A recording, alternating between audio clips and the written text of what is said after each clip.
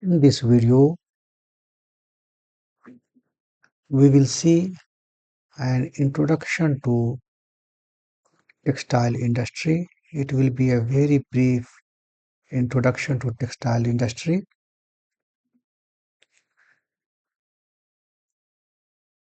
Here we can see breakdown of typical electricity use in a composite textile plant. What is composite textile plant? It is a vertically integrated plant, that is all operations at one site at one place. Now here we can see electricity consumption, maximum electricity consumption in spinning, and ring spinning is an equipment in spinning. The spinning process is taking 41% of energy. After that, electricity consumed in humidification, it is 19%, and then in weaving process we have 13% electricity consumption, and in wet processing we have 10% energy consumption, and weaving preparation we have 5% electricity consumption, and in lighting we have 4%. When we will go through textile manufacturing process, then we will come to know what are the steps involved in that, and we will be able to appreciate these spinning, weaving, and wet processing. These things we will be able to appreciate there. But right now we are focusing on electricity consumption in different processes. And what here you can see thermal energy use. Here we can see that bleaching and finishing. This is a process of finishing in the textile manufacturing process. It is taking 35% of thermal energy. Then we have another chunk is boiler plant losses. It is 25%. Humidification, sizing, and others are taking 15%. Sizing is a process where sizing agent is used during weaving process, and this is dyeing and printing process. It is also taking 15%. For dyeing, the equipment used is stentor. This process is taking 15%, and here we use thermic fluid heater or boiler for this purpose.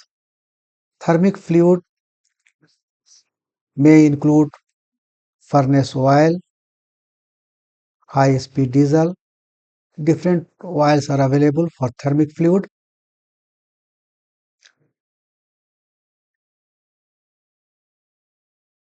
Next is cost factors for different countries. Here we can see in energy, India is using 12% in terms of all other components. Other countries are using less than 12% energy. Another important thing is labor. In terms of labor, India is using only 2% of cost, and for developed countries like Italy, it is 24%, and for USA, it is 19%. Naturally, for developed country, the labor cost will be more, and for developing country, it will be less, as can be seen here. For Brazil, China, India, manpower is available here, so labor cost is less here. When we are taking of raw material cost, India's raw material cost component is 51% and it is by and large competitive. Now we will see energy used by end use. Motor driven systems, they are taking 28% energy. Steam is also taking 28% energy. Facilities means building or commercial establishments or plants, that is taking 18% energy. We have fired heaters, that is taking 20% energy, and cooling process is taking 4% energy. Now motor systems energy use. We can see here that material processing is taking 31%, compressed air system is taking 15%, pump and fan, they are taking 19% and 14% respectively. Material handling is using 11%. These are in terms of motor systems used in different machines, and refrigeration is taking 7%. Spinning is an important process in textile industry. We can see here in terms of machine is taking 78% energy in spinning process. Another part is humidification plant, that is taking 16%, and compressor and lighting both are taking only 3%. This machine has been further elaborated.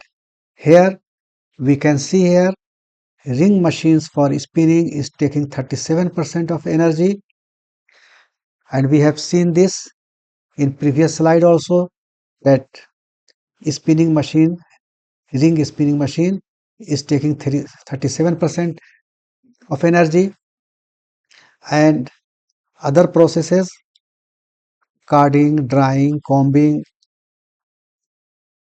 these are also taking 11%, 12%, 5%. So these are the energy used in spinning processes. This is the breakup of machines, energy consumed in machines for different processes. You were watching Fazari Energy Audit channel. Thanks a lot.